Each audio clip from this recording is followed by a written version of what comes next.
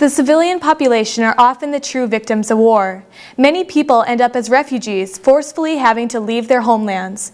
In today's Studio One Spotlight, we meet a man who fled his homeland to Liberia when the country broke out in a brutal civil war in 1989.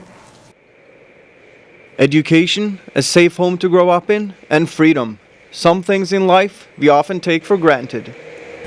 My name is Losini Bility, and I'm from Liberia. If it weren't for the bloodshed, it would almost be comical.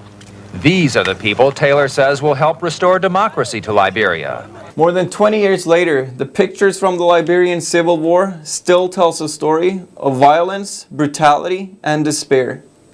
Being a child of this war, Mohamed's story is an example of courage, hope, and humanity. We are the commanders!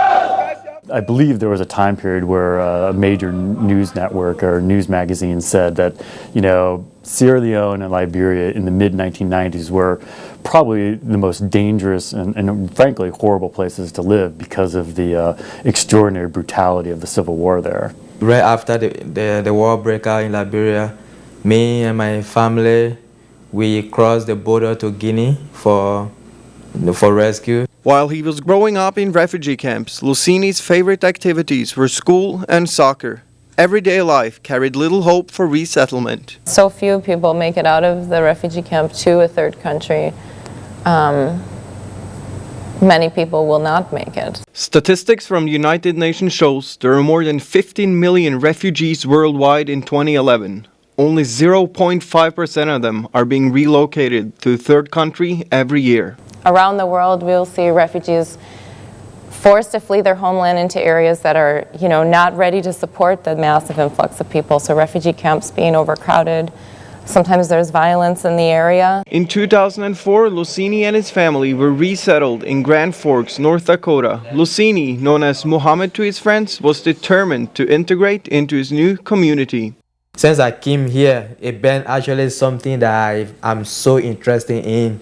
I have been able to be like an organizer when it comes to soccer in this Grand Forks area. Besides being the president of the University of North Dakota Soccer Club, the most important thing for Losini was to get an education. Oh, I was thinking like, I want to go to school. Losini Bility.